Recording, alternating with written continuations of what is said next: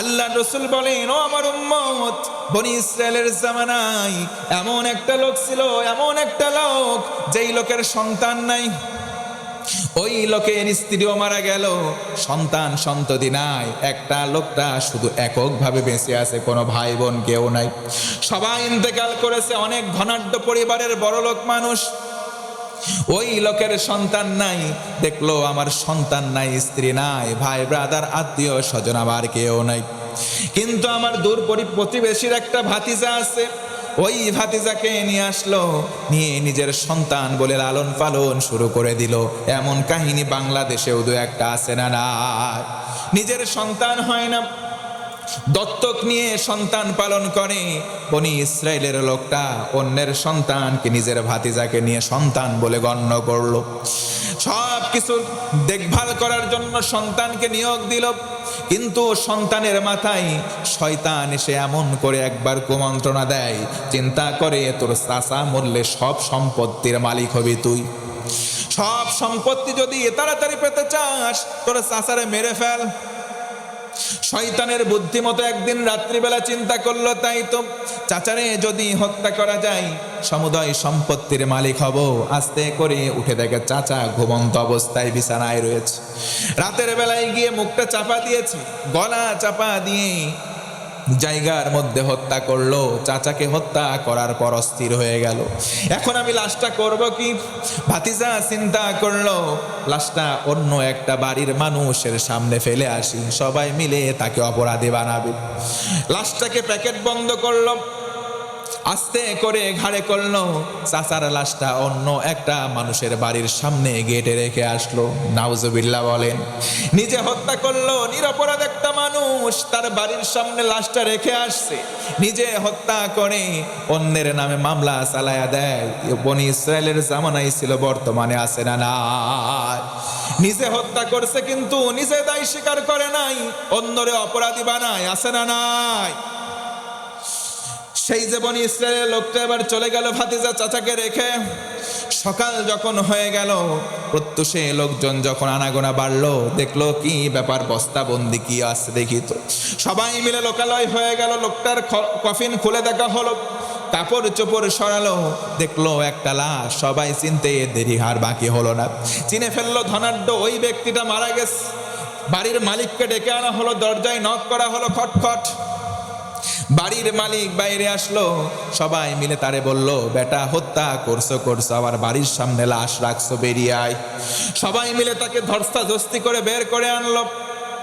বের করে আনার পর সবাই বলো, এরে হত্যা করছো কেন, কারণ বলো।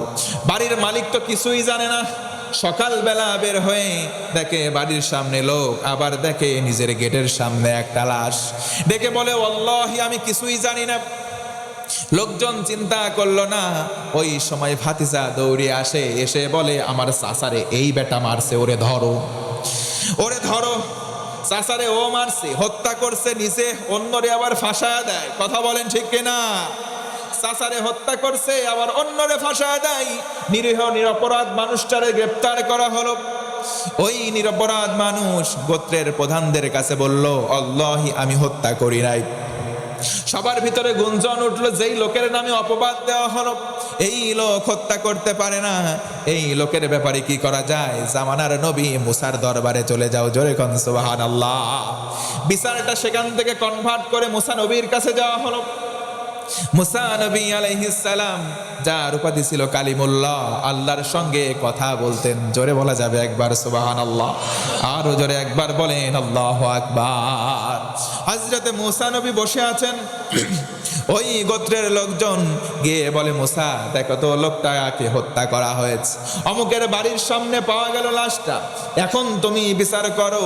হযরতে মুসা বললেন, অপেক্ষা করো, ওহির জন্য আমি অপেক্ষা করছি। জোরে কোন সুবহানাল্লাহ। মুসা নবী আলাইহিস সালাম ওহির জন্য অপেক্ষা করলেন। জিবরিল আমিন চলে আসলেন, আসার পরে বলেন, পয়গম্বর একটা গরু জবাই করা লাগবে, ওই গরু থেকে এক টুকরা গোশত নেওয়া লাগবে। গরুর গোশতের টুকরা মৃত ব্যক্তির গায়ের সঙ্গে লাগালে সঙ্গে সঙ্গে মৃত ব্যক্তি তাজা হয়ে যাবে। সুবহানাল্লাহ। তাজা হয়ে সঙ্গে সঙ্গে বলে দেবে, আমার হত্যাকারীকে আর কারো কাছে দ্বারস্থ হওয়ার দরকার নাই, কাউকে গ্রেফতার করার দরকার নাই। জোরে বলেন আল্লাহু আকবার। মুসা নবীর কাছ থেকে থিওরি নিয়ে তারা চলে গেল, গোত্রের সবাইকে বলে দিল। মুসা নবীর কাছে গেলাম, বলল গরু জবাই করে গোশতের টুকরা ওই লাশের গায়ে ঠেকাও। এবার গোত্রের একজন বলল, এক কাজ করো, মুসার কাছে আবার যাও, গিয়ে বলো কেমন গরু, গরুটা বকনা গরু নাকি এড়ে গরু। এমন উল্টা পাল্টা প্রশ্ন বাংলাদেশেও আছে না নাই? ওই যে ফাসআলু আহলাদ যিকর, তোমরা না জানলে জিজ্ঞেস কর। আল্লাহর রাসূল বলেন, ওই বনি ইসরায়েলের লোক যদি পাল্টা কোনো প্রশ্ন না করতেন, যে কোনো একটা গরু জবাই করে গোশত ঠেকালে কাজটা হয়ে যেত, কিন্তু তারা নিজেদের জন্য কঠিন করে নিল।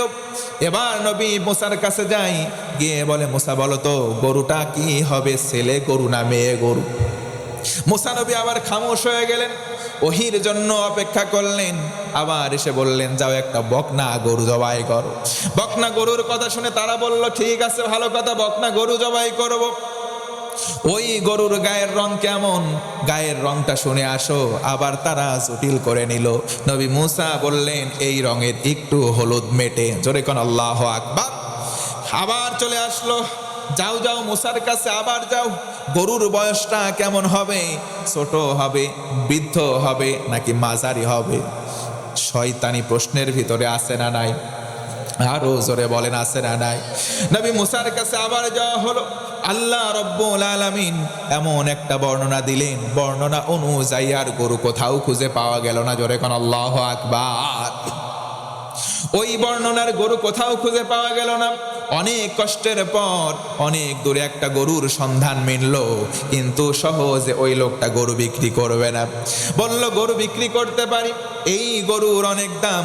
কেমন দাম? বলে, পাল্লা কায়েম করব, এক পাল্লার মধ্যে আমি দেব গরু, আরেক পাল্লায় সোনা। স্বর্ণ তোমরা দেবা গরুর ওজনে, যদি সোনা দিতে পারো তবে গরু বিক্রি করব। বাধ্য হয়ে সবাই মিলে সোনা দিয়ে গরু কিনছে। আল্লাহু আকবার। এই জন্য বেশি বেশি প্রশ্ন করা যাবে। আল্লাহ রাব্বুল আলামিন বলেন, কোরআন দিলাম তোমাদের কাছে, কোরআন হলো ইলমের একমাত্র সোর্স, একমাত্র উৎস। কথা বলেন ঠিক কিনা? আল্লাহ রাব্বুল আলামিন বলেন, আলহামদুলিল্লাহিল্লাযী আনজালা আলা আবদিহিল কিতাব ওয়া লাম ইয়াজআল লাহু ইওয়াজা। সমস্ত প্রশংসার মালিক হলাম আমি আল্লাহ। আমরা যদি বলি কেন আল্লাহ, আল্লাহ বলেন, আমার বান্দার প্রতি এমন একটা কোরআন দিলাম, আমার বান্দার প্রতি এমন একটা কিতাব দিলাম, যেই কিতাবের মধ্যে কোনো আড়ষ্টতা নাই, যেই কিতাবের মধ্যে কোনো গোপন কথা নাই, এমন একটা উন্মুক্ত কিতাব দিলাম। এই কারণে শুকরিয়া করো। সুবহানাল্লাহ। আল্লাহ রাব্বুল আলামিন আরো বলেন, তাহা মা আনজালনা আলাইকাল কুরআনা লিতাশকা। জোর গলায় একবার আল্লাহু আকবার। তাহা মা আনজালনা আলাইকাল কুরআনা লিতাশকা। ও রাসূল, কোরআন এই জন্য দেই নাই আপনার ভাগ্য নষ্ট হবে না, কোরআন এই জন্য দিলাম যাতে করে আপনার ভাগ্যটা সুপ্রসন্ন হয়। জোরে কোন সুবহানাল্লাহ। ইসলাম 10 কারণে সেরা। 1 নম্বর কারণ, এটা হলো দ্বীনুর রব্বানিয়া। 2 নম্বর হলো দ্বীনুল ইনসানিয়া, এটা মানবতার ধর্ম। 3 নম্বর দ্বীনুস শামিলা, এটা হলো সামগ্রিক ধর্ম। 4 নম্বর দ্বীনুল উমুম, এটা হলো আম জনতার ধর্ম। আরেকবার বলেন সুবহানাল্লাহ। 5 নম্বর হলো দ্বীনুত তাইসির, এটা হলো সহজ জীবন ব্যবস্থা। 6 নম্বর হলো দ্বীনুল ফিতরা, এটা হলো রুচিসম্মত জীবন ব্যবস্থা। 7 নম্বর হলো দ্বীনুল ইলম, এটা হলো জ্ঞানের জীবন ব্যবস্থা। আর 8 নম্বর হলো দ্বীনুল ইসলাম, এটা হলো শান্তির ধর্ম। জোরে বলুন সুবহানাল্লাহ। ইসলাম হলো শান্তির ধর্ম। ইসলাম আছে যেখানে শান্তি আছে সেখানে, ইসলাম আছে যেখানে শান্তি আছে। ইসলাম আছে নবীজির সুন্নাহ অনুসরণের মাধ্যমে, ইসলাম আছে নবীজিকে ভালোবাসার মধ্যে। ও মুসলমান, জোর গলায় বলেন তো, নবীজিকে ভালোবাসার মধ্যে ইসলাম আছে না নাই? নবীজিকে ভালোবাসার দরকার আছে না নাই? আমি আমার আলোচনার শেষ দিকে চলে আসছি।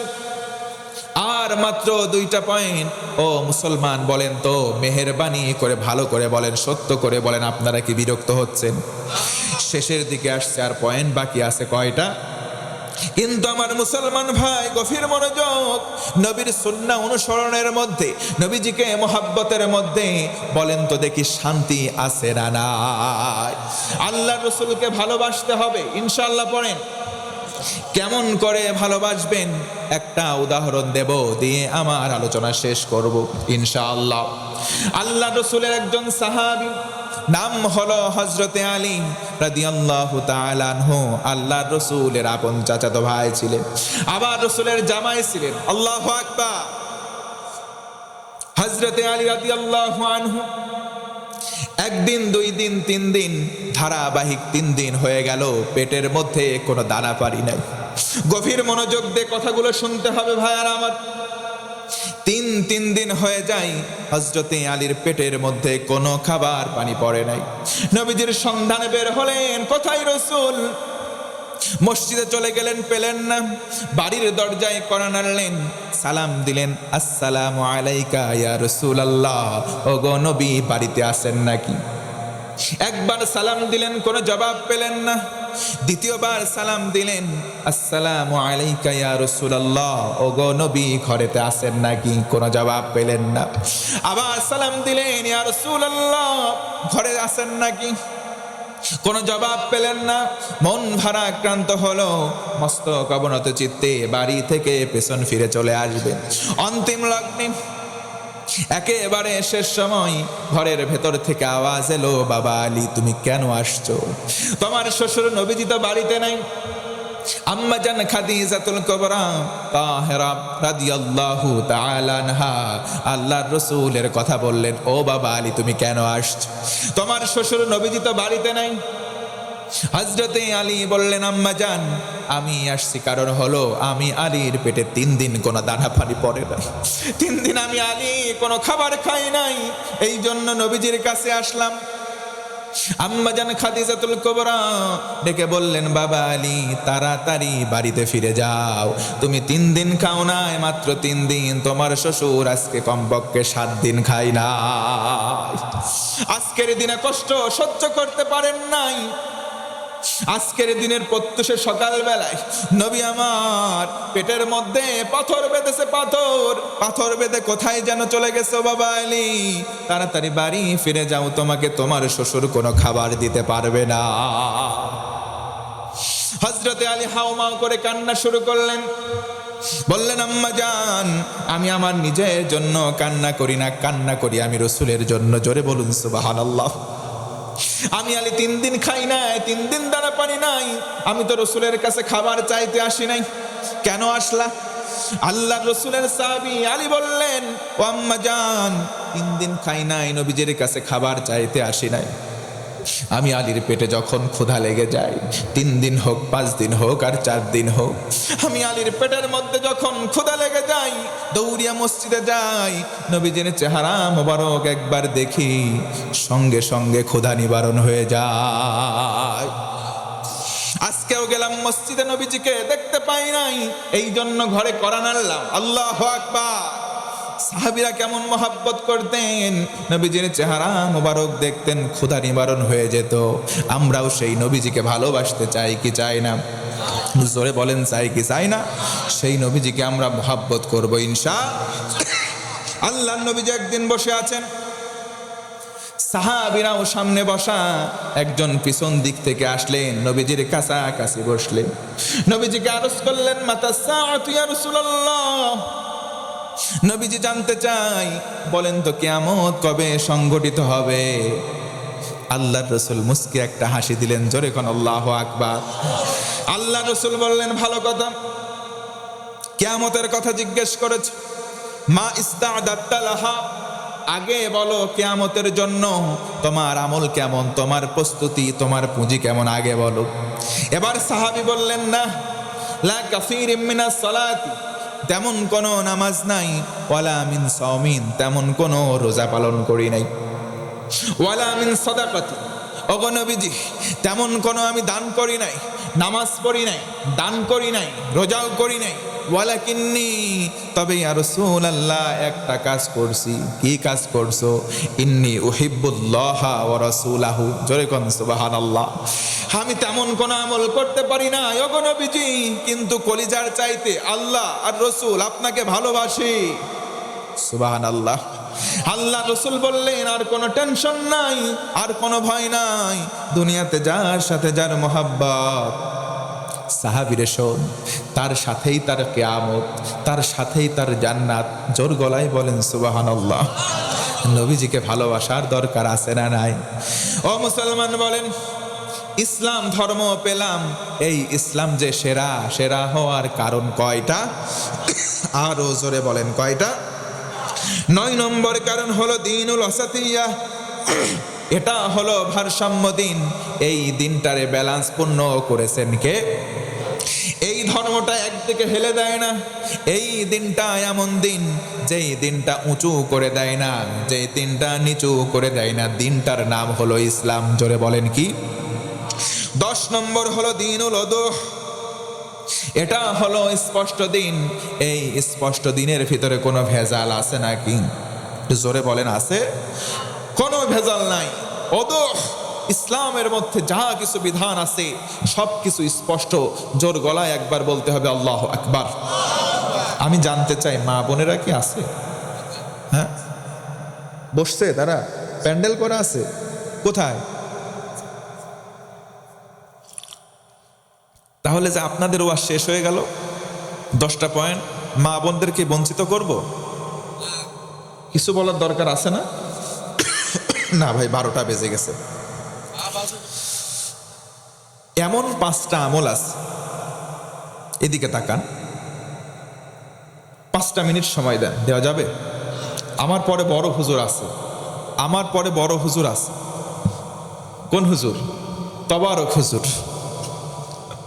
আপনারা সবাই বসবেন, বোঝা করে, চরিত্রকে হেফাজত করে। বলে ধর, সরকারি চাকরি নাই তো বিয়ে নাই। না, কথা না বললে ওয়াজ হবে না ভাই।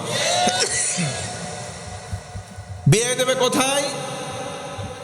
সরকারি চাকরি করে যে সেথায়। একজন ব্যক্তি সরকারি চাকরি করে, বয়স তার প্রায় 60, মাথার মধ্যে চুল নাই, টাকলা ওই যে মুরাদের মতো হয়ে গেছে। সরকারি চাকরি করে, 2টা বউ চলেও গেছে, খালি করে কি? সরকারি চাকরি। মেয়ের বয়স 16 অথবা 18। বিয়ের প্রস্তাব দেওয়া হয়, মেয়েও রাজি, মেয়ের মাও রাজি, মেয়ের বাপ, খালা, ফুপু সবাই রাজি। কথা বলেন, কথা বলেন। বিয়ে হয়ে যায়। বিয়ে হওয়ার কিছুদিন যখন অতিবাহিত হয়ে যায়, আরে ভাই হাসির খোরাকি নেবেন না, বাস্তবতা থেকে বলছি। 60 বছর যার বয়স, ওর তো ব্যাটারি অর্ধেক এমনি ডাউন। কিছুদিন যখন অতিবাহিত হয়, ব্যাটারি যখন ফুল ডাউন হয়ে যায়, তখন ওই মেয়েটা অন্য জায়গায় ইটিস পিটিস পরকীয়া প্রেম শুরু করে। কথা বলেন ঠিক কিনা? এই কাজ যখন হয়, সমাজের পদস্খলন হয়ে যায়। এইগুলো বর্তমান নিউজে আমরা হর হামেশাই দেখতে পাই। আপনি চিন্তা করতেছেন আপনি মেয়ের বাপ, গোনা করেন নাই, ভাই ছাড় দেওয়ার কোনো সুযোগ নাই। আল্লাহ রসুল বলেন দাইজুস কোনো মেয়ে মানুষ নয়। আপনি যে খারাপ কাজের পারমিশন দিয়েছেন, আপনি যে সরকারি চাকরির লোভে পড়ে মেয়ের এক জায়গায় তুলে দিলেন, এটার কারণে মেয়ে যেমন পাপে পাপী হলো, ওই পাপের ভাগিদার আপনি বাপ, আপনিও হলেন। কথা বলেন ঠিক কিনা? এজন্য সরকারি চাকরির পেছনে না গিয়ে দিনদার পাত্র খুঁজে বের করা আমার আপনার নৈতিক এবং ইমানি দায়িত্ব। আপনি বলতে পারেন হুজুর পাত্র খুঁজে পাবো কোথায়? সব জায়গায় শুধু ভুয়া। আরে ভুয়া না, আপনি যদি আপনার মেয়ের জন্য, বোনের জন্য পাত্রী খুঁজতে চান, আপনি শীতের কনকনে শীতে ফজরের ওয়াক্তে মসজিদে যান, সামনের কাতারে দেখবেন যুবক অনেক আছে, নামাজ পড়তেছে। কথা বলেন আছে না নাই?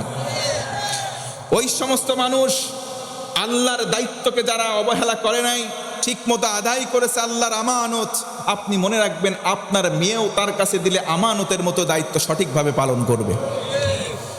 আর আজকে সমাজের অবস্থা হয়েছে, নামাজ 5 ওয়াক্ত পড়ে না, নামাজ 5 ওয়াক্ত পড়ে না, জুমার নামাজে এমনভাবে ভিড় জমায়, অন্য নামাজে তাদের খুঁজে পাওয়া দায়। কথা বলেন ঠিক কিনা? 5 ওয়াক্ত নামাজ পড়তে না পারি হুজুর, কিন্তু আমাদের সমাজে 5 প্রকার মুসল্লি ঠিকই আছে ভাই। এক প্রকার মুসল্লি হচ্ছে শুকুর আলী। শুকুর আলী কারা? আরে শুক্রবারে শুক্রবারে যায় যারা, আছে না নাই? 2 নম্বর মুসল্লির নাম হলো রমজান আলী। সারা বছর খোঁজ নাই, রমজান মাসে শুধু মসজিদে ভিড় জমায়, ওদের জ্বালায় নিয়মিত নামাজ পড়ে যারা, সামনের কাতারে জায়গা পায় না তারা। 3 নম্বর হলো বরাত আলী। সবে বরাত একবার এই মসজিদে 2 ঠোকর, ওই মসজিদে 2 ঠোকর, খালি সিন্নি আর জিলাপি খুঁজে বেড়ায়। কথা বলেন আছে না নাই? এই যে জিলাপি খোর একটা বক্তা বাংলাদেশে আছে, নাম হলো গিয়াসউদ্দিন তাহিরি। গতকালকে মামলা হয়েছে, ওয়াজ করতে করে পিছন দিয়ে পালায়, নদী দিয়ে পলায় গেছে। কথা বলেন ঠিক কিনা? কয়দিন পর পরে ভাইরাল কথা সারে কয় বসেন বসেন, ইয়াজাল আলী, ইয়ালি বাবা, ফতে বাবা, শালি বাবা। এরা কোন জিকির রে ভাই? লক্ষ লক্ষ মানুষ সামনে যায়, আমি মনে করি ওইগুলা মানুষ না, সব গাঁজাখোর মানুষ। কারণ আল্লাহর নামের জিকির ছাড়া পৃথিবীতে অন্য কোনো ব্যক্তির জিকির হবে না। এটা হারাম, হারাম এবং হারাম। কথা বলেন ঠিক কিনা? কালিমাতুল্লাহি হিয়াল উলিয়া, পৃথিবীতে একমাত্র নাম উঁচু হবে আমার আল্লাহর। ঘোষণা দিচ্ছেন কে? কালিমাতুল্লাহি হিয়াল উলিয়া, আল্লাহর নামই শুধুমাত্র বড়ত্ব স্থান পাবে সবচাইতে উঁচু জায়গায়। জোর গলায় বলেন একবার আল্লাহু আকবার। এই সমস্ত ভণ্ডদের সঙ্গে আমাদের সম্পৃক্ততা রাখা যাবে? তাই বলে হিরো আলমের সাথে সম্পর্ক রাখবা?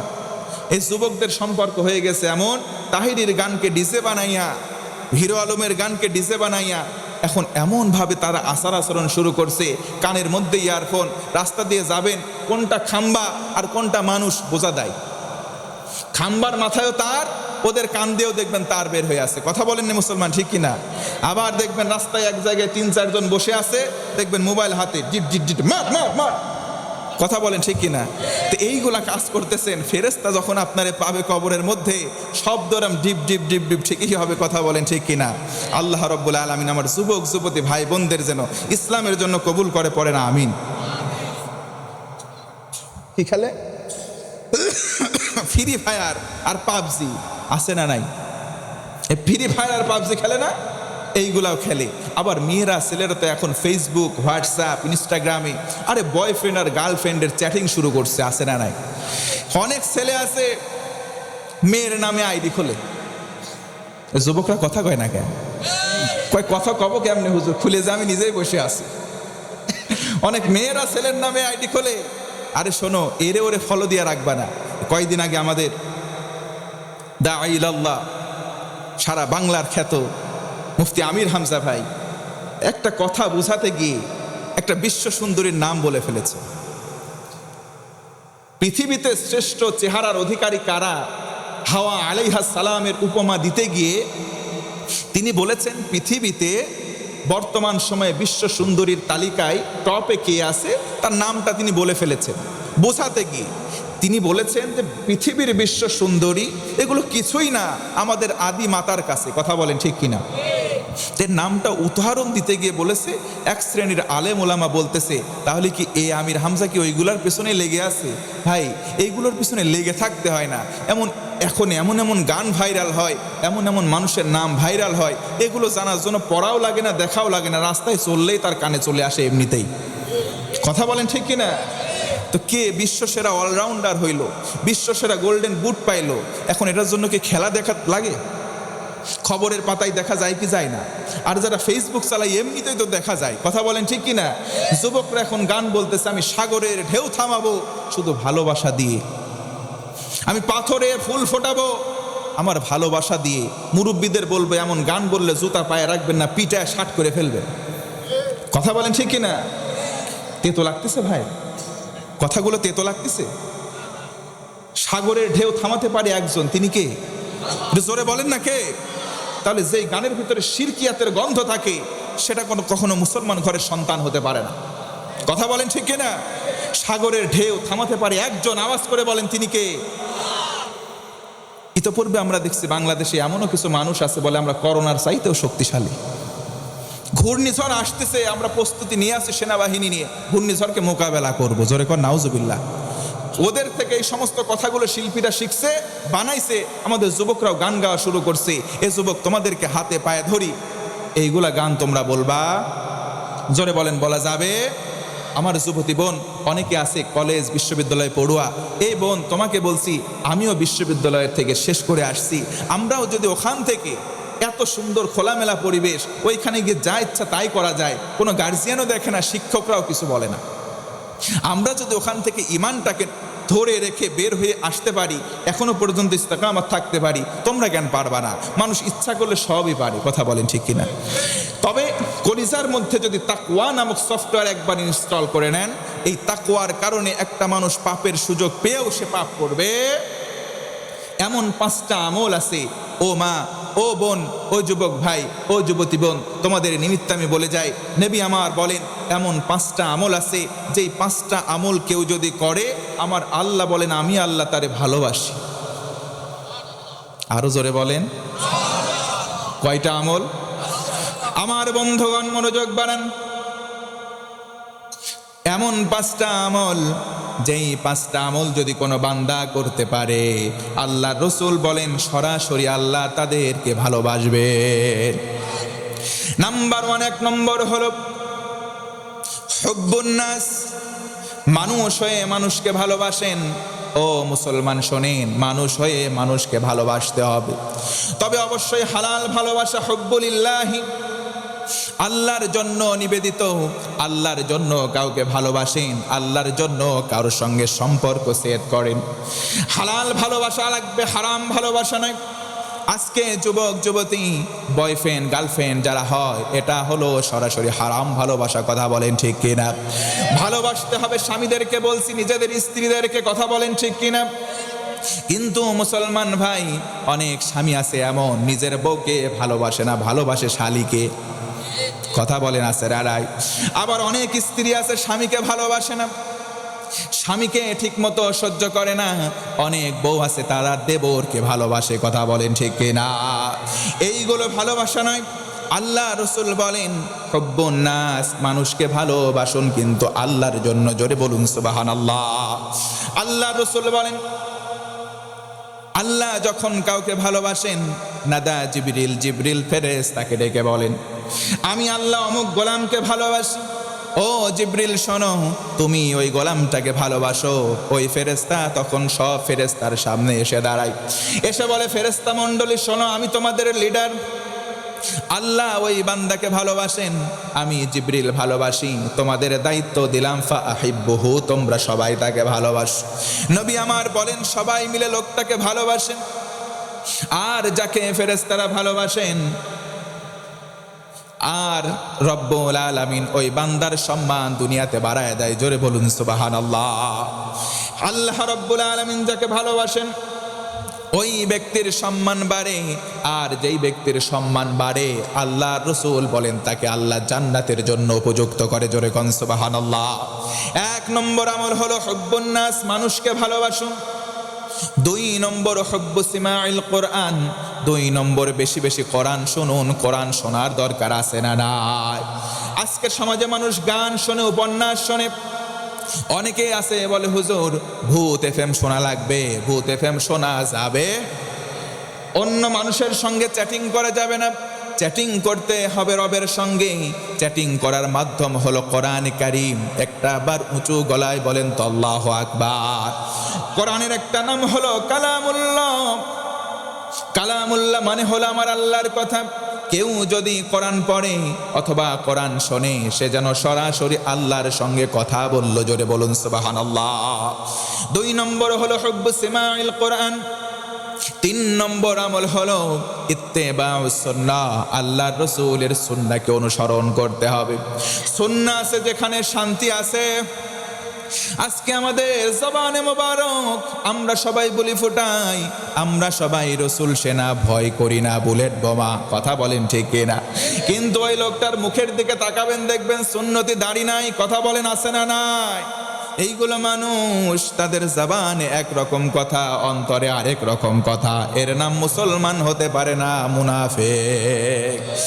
4 নম্বর আমল হলো ইবতিলাউল হায়াত, জিন্দেগিতে পরীক্ষা আসবে। আল্লাহর হাবিব বলেন আল্লাহর কাছে প্রিয় যদি হতে চাও, পরীক্ষার সময় 2টা আমল করবা। 1 নম্বর সবর, আর 2 নম্বর নামাজ। ভাইরা বলেন তো সবর ধরে নামাজ পড়ার দরকার আছে না নাই? আল্লাহ রাব্বুল আলামিন বলেন ওয়াসজুদ ওয়াকতারিব, আমি আল্লাহরে সেজদা দাও, সেজদা দিলে আমি আল্লাহ তোমার কাছাকাছি হয়ে যাব। জোর গলায় বলেন সুবহানাল্লাহ। 5 নম্বর আমল হলো মান আখিরুল কালাম লা ইলাহা ইল্লাল্লাহ, যার শেষ কালেমা হবে কালেমা লা ইলাহা ইল্লাল্লাহ।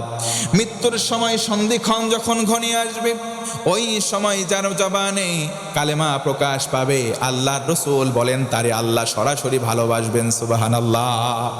কয়টা আমল? হুব্বুন নাস, ভালোবাসবো মানুষকে, নিবেদিত হব মানুষের জন্য। 2 নম্বর হুব্বু সিমাইল কোরআন, কোরআন বেশি বেশি শুনবো। কি শুনবো? ইত্তেবাউস সুন্নাহ, বেশি বেশি সুন্নাহর অনুসরণ করব। 4 নম্বর ইবতিলা, হায়াতের মধ্যে পরীক্ষা আসবে, মা বোনেরা ধান নেড়ে দেয়, রোদ হঠাৎ বৃষ্টি, আল্লাহ তুমি আর লোকের চোখে দেখো, আমারই শুধু বৃষ্টি দিতে পারো, এমন অভিযোগ করা যাবে? ওই সময় সবর ধরুন, শুকরিয়া আদায় করুন। আর শুকরিয়া আদায় করবেন, আল্লাহর কাছে চাইবেন আস্তাঈনু বিস-সাবর ওয়াস-সালাহ, নামাজের মাধ্যমে মান আখিরুল কালাম লা ইলাহা ইল্লাল্লাহ। আর চিন্তা করবেন, নিয়ত করবেন, নিজেকে প্রস্তুত করবেন, শেষ কথাটা যেন কালেমা হয়, কালেমার উপরে অটল আর অবিচল থাকার চেষ্টা করব ইনশাআল্লাহ। কষ্ট হলো ভাইরা? কষ্ট হলো? কতক্ষণ? 18 বেজে গেছে, আমরা শেষ করব ইনশাআল্লাহ। যতটুকুন বললাম কোরআন সুন্নাহর আলোকে বলার চেষ্টা করেছি। বাস্তবতার নিরিখে আমি অত্যন্ত অসুস্থ, আমার জন্য একটু দোয়া করবেন তো। আমি কারো বা ভাইয়ের মতো, কারো বা সন্তানের মতো, কারো বা নাতির মতো একটি কথা বলি ভাই। আজকে হলো কয় তারিখ? 15ই ডিসেম্বর শেষ, 16ই ডিসেম্বর। বাংলাদেশের 1971 সালে এই 16ই ডিসেম্বর আমরা বিজয় অর্জন করেছিলাম। কথা বলেন ঠিক কিনা? আজকের এই সময় এসে 12টার ঠিক পরেই 16ই ডিসেম্বর 2024 সালে এসে আমরা শ্রদ্ধার সঙ্গে স্মরণ করছি ওই সমস্ত শহীদদের, যাদের আত্মত্যাগের মাধ্যমে আমরা এই স্বাধীন বাংলাদেশ পেয়েছি। কথা বলেন ঠিক কিনা? তাদের জন্য দিল খোলা দোয়া, আল্লাহ রাব্বুল আলামিন সমস্ত শহীদদের আত্মত্যাগটাকে কবুল করে যাচাই খায়ের যা হয় সেটা যেন তাদেরকে দান করে, পড়ে না আমিন। অনেক মা বোন সম্ভ্রম হারিয়েছিলেন, অনেকে অনেক কিছু হারিয়েছিলেন, আল্লাহ রাব্বুল আলামিন সকলের ত্যাগকে যেন কবুল করে, পড়ে না আমিন। তবে মনে রাখবেন, স্বাধীনতা অর্জনের চেয়ে স্বাধীনতা রক্ষা করা কঠিন। এই স্বাধীনতা আমরা অর্জন করেছি, সেকেন্ড টাইম আমরা স্বাধীনতা অর্জন করেছি স্বৈরাচারকে সরিয়ে, সেটা হলো 2024-এ। কথা বলেন ঠিক কিনা? অতএব এই স্বাধীনতা অর্জন করেছি, টিকিয়ে রাখতে পারবো কিনা জানি না, তবে সাহায্য চাইবো কার কাছে? জোরে বলেন না, কার কাছে? আল্লাহর কাছে সাহায্য চাইব। আমরা ঐক্যবদ্ধ প্রচেষ্টার মাধ্যমে এই ইকামতে দ্বীনের পিছনে একটু শ্রম দেব ইনশাআল্লাহ। একটি ছোট্ট মেসেজ দিয়ে শেষ করতে চাই।